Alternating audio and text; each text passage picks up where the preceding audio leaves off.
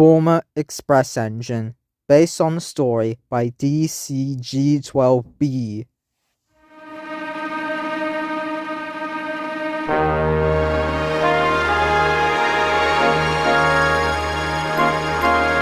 Spencer, the silver engine, arrived on Sodor with his owners, the Duke and Duchess of Boxford. The engines knew Spencer all too well with his boatswain,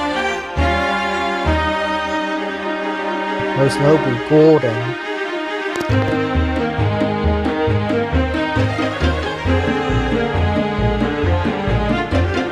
One day, Spencer is at the sheds being polished by some workmen. Ash grew angry at Spencer and his smart look with the silver paint. I hope he's not here to say I'm a loser too. Don't tell us you have a rivalry with him too, Ash. Hey, I can show him. I don't think he's saying anything like that, Ash. He's just getting cleaned up. Hey, I didn't ask you, Gary's so-called sweet girl.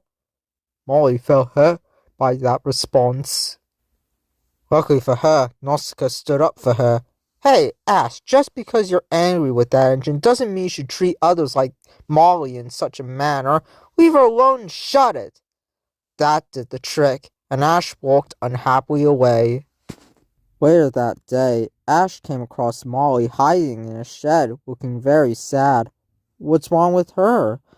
Well, after you left, Spencer called Molly, strangely, a second-degree private engine. But what I can figure out, I guess there is more in between both her and Gary. What? You mean Molly is Gary's private engine? But how? Well, ask Gary. He knows. And so, Ash went off to find Gary. And when he did meet up with Gary, he asked him about how Molly's his own private engine. Well, I guess I'll tell you, now that you want to know. You see, Molly used to work with her siblings in the LNER, and back then, the Great Eastern Railway, they would also pull fast express trains to the seaside. Molly even pulled the Royal Train. Awesome! But how did you meet her? I first met her with my father, my grandson, who was also one of the LNER directors. He was pleased with Molly doing well, and then Molly and I became close friends. She would also give me rides with my father along the line. Wow, that's amazing. It was, but then things started to change in the LNER. For you see, many big and strong engines began work and took over Molly's express duties, leaving her with secondary services. Then, by a stroke of luck, my father bought her as a private engine and helped her get back on express trains again. She and I were very pleased with this. Man, that's cool for you both. It was, but others didn't approve nor appreciate this, all because of her livery. When getting a repaint, Molly chose yellow because it reminds her of sunny summer days by the seaside. I grew fond of it too. However, mean and strict people became furious with Molly's new paintwork and didn't want to ride aboard express trains pulled by her. They threw insults and empty threats at her. And what was worse, bullies, jerks, and even the big snooty rude engines made fun of her. I grew angry and began to lash out and shout angrily at the mean and strict people, the bullies, jerks, and the big snooty rude engines for being so horrid to poor Molly. The bullies and jerks became such lame wusses. The mean and strict people became so shocked that they couldn't speak, and the rude and snooty engines felt like they'd been put in their place. My father helped calm me down and thanked me for sticking up for Molly. Molly even thanked me too.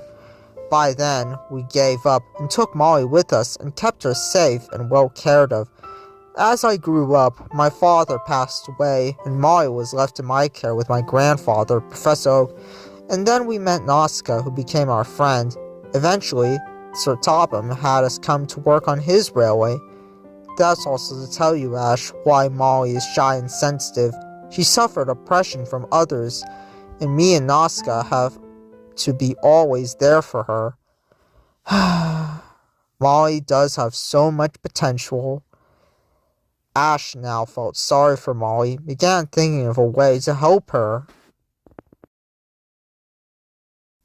As Ash walked into Knapford Station, where Gordon was resting in a siding after pulling the express, Ash had an idea. "That's it! I know what to do!" He ran up to Gordon and told him everything. Gordon humbly agreed. "Alright then, we'll do it tomorrow." The next morning, he and Ash told the Fat Controller about their idea. "I see. Very well then. You can use a very good rest, Gordon." Just then, Molly puffed in, shunning some trucks into a siding close by. The Fat Controller called over.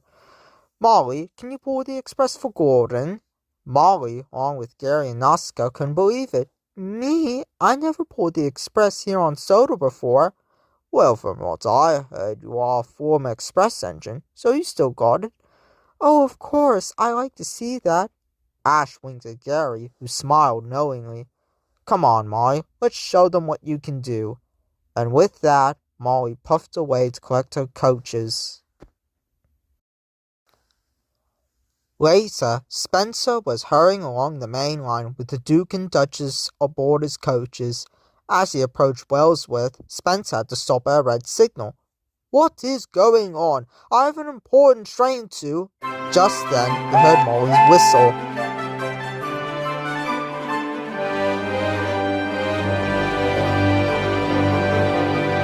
Molly came hurrying along the express, and in a flash of yellow, she rocketed past Spencer and didn't move down the main line.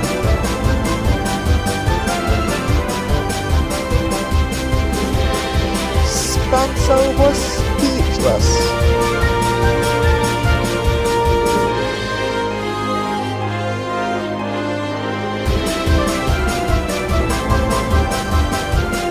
Molly was having a great time with the express.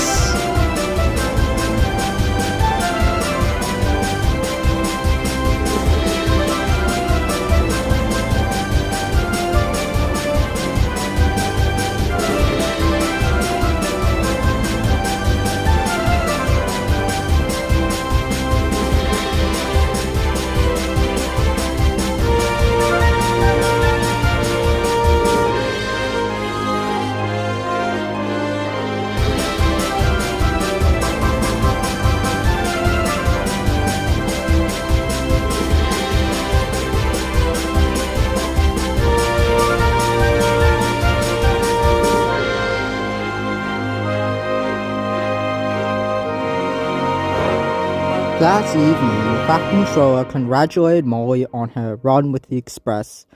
"Impressive performance, Molly, on a job well done. Looks like you've got a newcomer for your Express team, Gordon. Isn't that right, Henry and James?" "Of course, we hear you." "Would you like to pull the Express sometimes, Molly?" "Of course, sir. It's alright with you, Gordon, right?" "It's fine by me, Molly. Welcome to the club, my dear engine." After the Fat Controller left, Ash apologized to Molly, Gary, and Nausicaa. "I'm sorry that I yelled at you guys about the accent. I wanted to make it up for you." "It's alright, Ashen. Thank you so much. It's good to see Molly happy again, right, Gary?" "Yeah, that express run brings us so many memories. Right, Molly?" "I know, Gary. Me too." "You know, Ash, you did miss something." "What's that, Gordon?" "The look on Spencer's face when he saw Molly thunder by with the express." Ash couldn't agree more.